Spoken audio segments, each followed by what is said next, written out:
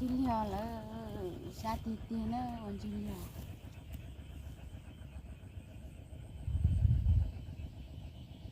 Là qua xem mà sát tạt đó. Mà lần thứ bảy gì chứ?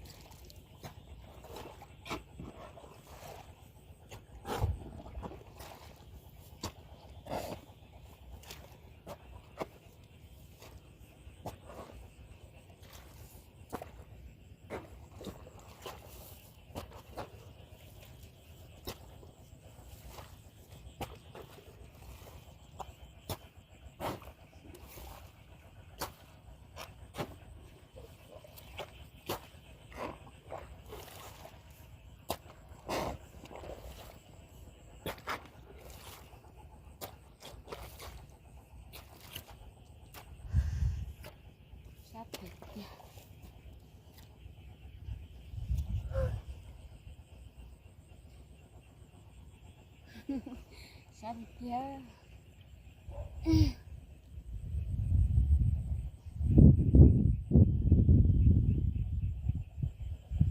Ủa, đây là sao đồ chả hả bé? Đồ cái gì nó quá.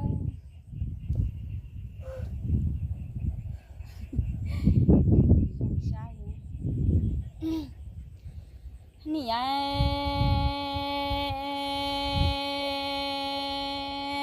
nè ta nó đủ. Và chỉ tu cha mình cầu sư nó chỉ chờ mu nhà e tao đã. Rất chuyện thôi.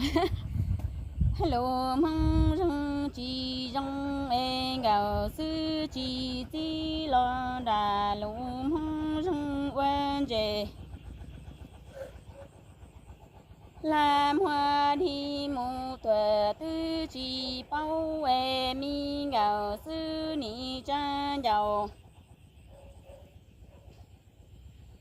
hay chẳng dù dân lo đà lũ mong rừng e qua hăng tuệ tí qua hăng e ta lì hắn về chỉ nhủ từ tòa sa chi lâu ho cha mi gạo sư nó chỉ chờ mù về nhà em mi gạo sư nó ni mù tao đà lũ mong rừng mù tòa tư chỉ trong em mi gạo sư chỉ lo đà lũ mong rừng mù tòa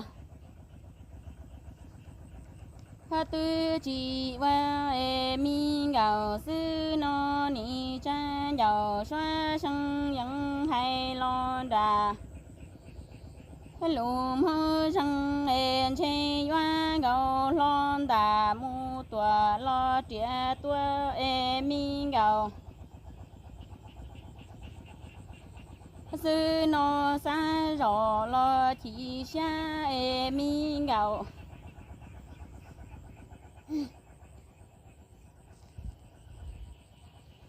sư nó nỉ va gạo lo mi gạo sư nó hao mi chua ya mu tua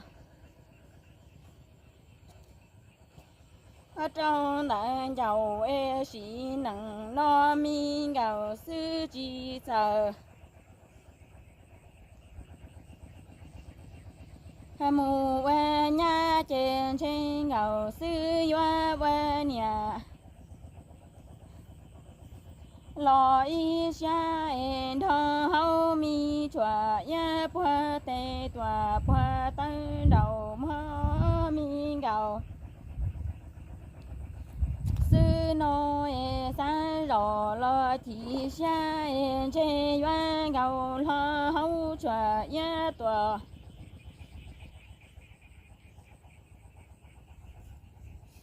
ở trong thời lo trên gạo sư nó luôn giàu chỉ hay lo mi gạo